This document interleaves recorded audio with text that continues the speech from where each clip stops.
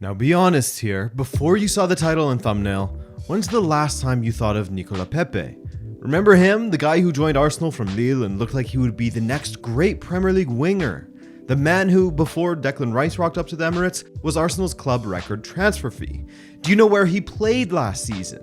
Or did you know that he could be leaving Arsenal this summer for free?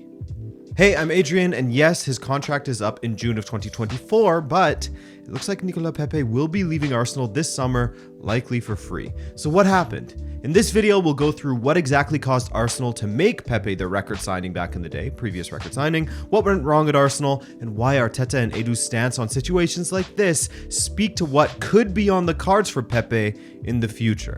Shall we? Pepe's story as a professional is pretty interesting, as at the age of 14, he had a hard pivot. Up until that age, Nicolas Pepe actually played as a goalkeeper, as his father would walk him 10 kilometers 3 times per week to play with his team, Solitaire Paris-Est. In fact, during one of his most prolific seasons while he was still with Lille, Pepe spoke of how being a goalkeeper for so many years actually made him a better scorer because he understood both sides of the coin, so to speak. Saying, quote, "I know how a goalkeeper moves in relation to the position of the ball. That means I have a different way of analyzing the position of the goalkeeper, perhaps in comparison to others who might not understand how a goalkeeper moves." However, with his father getting a job in Poitiers, that meant Pepe would be joining a new team. At the age of 14, Poitiers FC. According to Pepe's retelling of the story, they already had an established keeper in that setup, and whenever Pepe was on the pitch during training, he scored. So before long, he had an important role as an attacker, even scoring a brace in the final league match of the season to ensure Poitiers FC weren't relegated. That was in the French 5th division, by the way. In 2013, while Pepe was just 18, he was signed by Angers, and despite playing a couple of seasons in the reserves, he was sent on loan to Orléans in the French 3rd division, which is where he began to thrive. He scored 8 goals in 32 matches that season, helping Orléans gain promotion to Ligue 2, while playing in a league that will have primed him for the future. According to his former coach from Angers, Abdel Boukhazama, quote, "The national is a very tough competition. Players can be a bit dirty. It's really hard for certain players. But we tend to loan players to those clubs because if they make it, it's going to be very helpful for them in the future." And that's exactly what happened to Nicolas. At Orléans, he learned that he could carry a team if needed. It was a decisive season in his career. And he was indeed named Player of the Season for Orléans. A successful campaign that set him up for Ligue 1, where he would be a regular for Angers in the 2016-17 season. While he wasn't exactly lighting up the entire league, he was identified by Marcelo Bielsa and Luis Campos as a real talent, and joined Lille for the 2017-18 season, which would be a bit chaotic, as Bielsa would end up leaving the club in December of that year. His replacement, a certain Christophe Galtier. But the best that Galtier could do for Lille was help them to narrowly avoid relegation that season, as they finished in 17th. Pepe thrived though, scoring 14 goals across all competitions as he was the bright light in a dark season. Maybe all of that experience in the aforementioned National League helped him, really slogging it out through the muck and the mire, getting 14 goals and 6 assists from all competitions as a winger for a side that only barely escaped relegation. I mean, that shows great promise, right? And in the next season, Lille were a different animal entirely, as Nicolas Pepe really took on the mantle of being a leader on Galtier's side. Where they narrowly missed relegation in the previous season, they narrowly missed out on winning the league in the following season, that being the 2018-19 season. Well, I mean, I say narrowly, but they were still 16 points behind an Mbappe and Neymar-inspired PSG. So close, but not that close. The closest of the faraway teams, at least. But what Pepe did show in that season was not just that he could still shine during a tough time, as he endured in the previous season, but that he could perform against other big teams. In France, at least, as Pepe scored against each team in the top 6 during that Ligue season. On top of that, he provided 12 assists, meaning he contributed to 35 goals and 41 appearances. With performances such as this, he quickly became one of the more sought-after attackers in Europe, which is only ever a good thing for the selling club. Former owner of Lille, Gérard Lopez, spoke to TalkSport about how Arsenal's offer of £72 million wasn't even the highest that Lille received, saying, quote, No, Arsenal did one hell of a deal. They got a player that other people wanted, and they got a player whom one club were offering more money for. It was Pepe's management team that asked us to go to Arsenal, and so we accepted slightly less money than they would have got somewhere else. Some people know that. I know publicly some agents have said that, but something that needs to go on record. We didn't sell him to the highest bidder. Allegedly, one of those clubs was Napoli, who would later spend just as much prizing Victor Osimhen away from Lille. But as for Arsenal, the £72 million was a club record, and the hype for Pepe was extremely high. We'll get to the circumstances behind the scenes later, as those definitely play a role in what we saw on the pitch from Pepe, or didn't see. I guess you could argue. After arriving in the summer of 2019, he played under Unai Emery, and you'll remember this was a tumultuous time at Arsenal. To be fair, it was consistently tumultuous at Arsenal at the end of the Wenger years and the beginning of the Emery era, and throughout the Emery era. Pepe arrived with promise and showed plenty of it as well, as he became the first player in 2019 to dribble past Virgil van Dijk, at that time considered one of the best defenders in the world, arguably the best in the world at that time.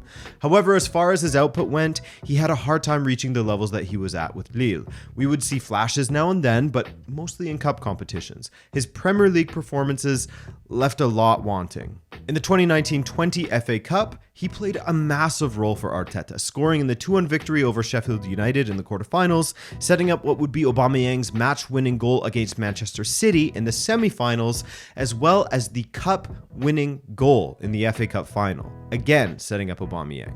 His role in that triumph cannot be understated, and Arsenal supporters must certainly be thankful for his contributions there. That's the last trophy that Arsenal have won.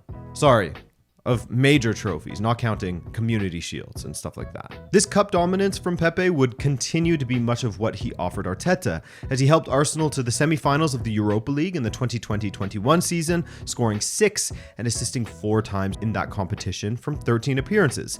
And in the Premier League, he wasn't a preferred starter, that's for sure, but he still contributed goals now and then. Arsenal in general struggled that season, eventually landing in 9th. But towards the end of it, it looked like we were finally seeing the real Pepe, a man worthy of that massive transfer fee. That's what it seemed like, right? In his final 11 matches of the season, he scored 8 goals for Arteta's side, including 2 consecutive braces against Brighton and Palace to close out the season. A season where he finished with a much more respectable 16 goals and 5 assists.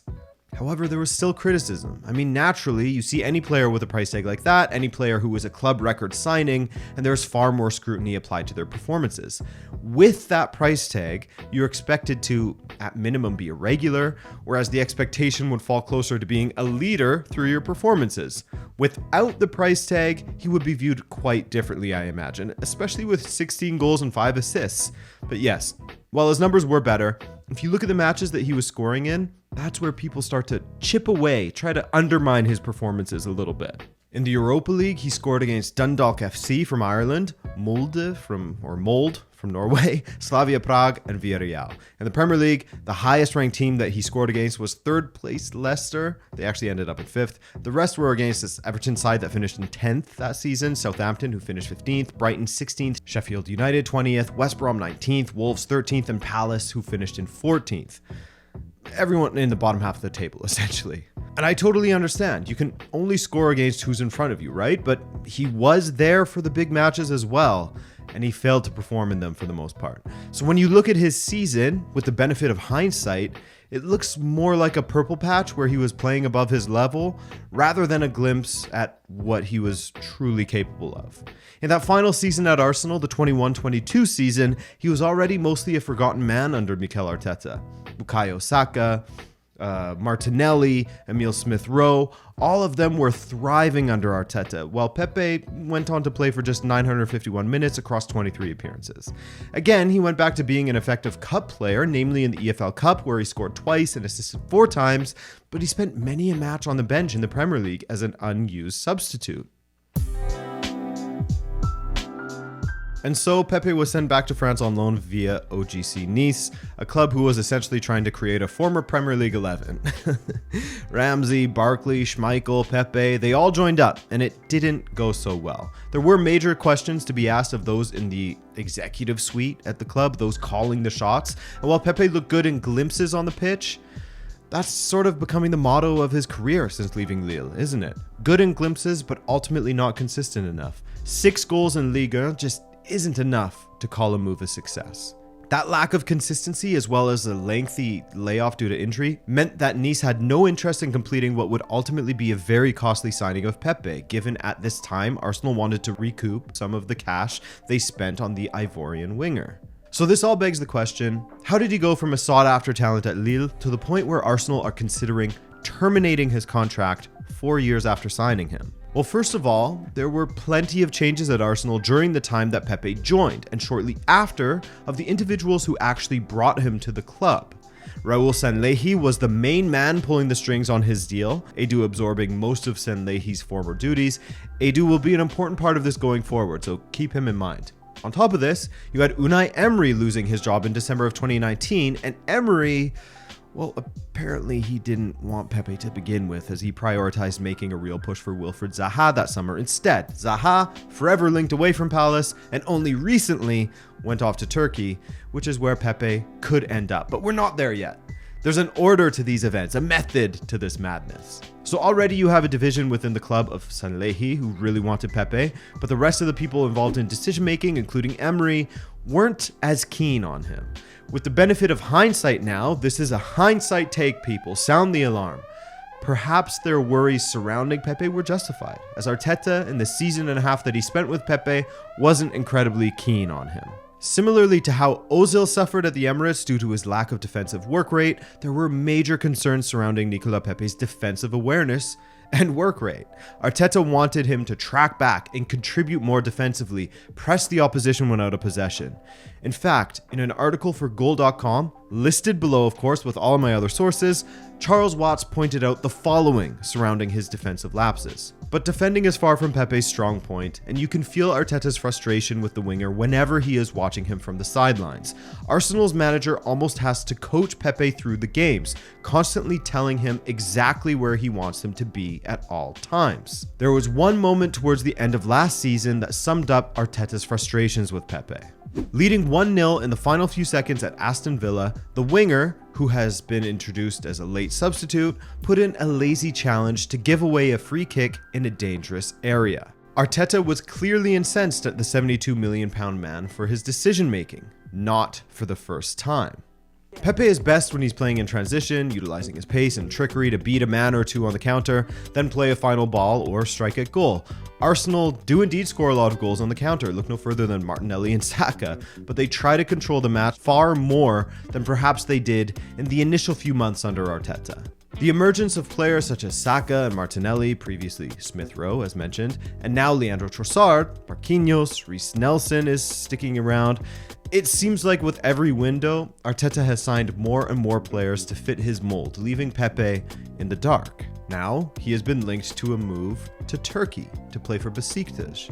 And while there may be an agreement there between player and club, there isn't one between Arsenal and Besiktas, as the Turkish club have made it clear they do not want to pay a transfer fee for Pepe, fearing that Arsenal will want to recoup some of the massive investment they made on the Ivorian. However, if reports in the media are to be believed, and they are strong reports, Besiktas could sign the player without a fee, as it looks as though Nicolas Pepe will become the 9th player that has had their contract terminated by Arsenal. Because as you can see here, Arteta and Edu have adopted the stance of, if it ain't working, then cut it off. In fact, Edu himself has said in the past, quote, "I know it hurts, I know it's strange when I go to the board and say, sometimes it's better to pay a player to leave than maintain them. But I consider it an investment. Sometimes people say it's expensive. I say, no, it's investment. But someone will pay if you sell. No, guys, if the player is above 26, 27 and not performing, big salary, no chance." And that's exactly where Pepe is at right now, having lost his shirt number. to Leandro Trossard, having not taken part in any of Arsenal's preseason as he apparently is injured, and with murmurs of a contract termination growing louder, Pepe meets the criteria of what Edu has said in the past regarding terminations. He's 28 years old. Nobody would really want to pay that big of a fee for him based on his recent performances, and he comes with a pretty big salary. It would cost Arsenal around £7.5 million to cut ties with the attacker. So it's a mix of things, I guess. Perhaps he was playing out of his skin for Lille, where the universe aligned for him to resemble a player that could thrive in any team. Then there was the changes behind the scenes and the changing of the manager, as well as the emergence of young players who fit Arteta's vision and were far more disciplined defensively. Pinpointing one singular reason as to why Pepe didn't work out for Arsenal is near impossible, but at least it's easier to believe, now that he's on his way out of Arsenal, as to why. And as things stand, why he'll be out of Europe's top 5 leagues. Well guys, what do you think? Is there something that I missed here? Do be sure to let me know in the comments why you think Pepe wasn't a fit and whether you think he'll be able to find his form once again. Beyond that, thank you for watching and we'll see you in the next video. Ciao.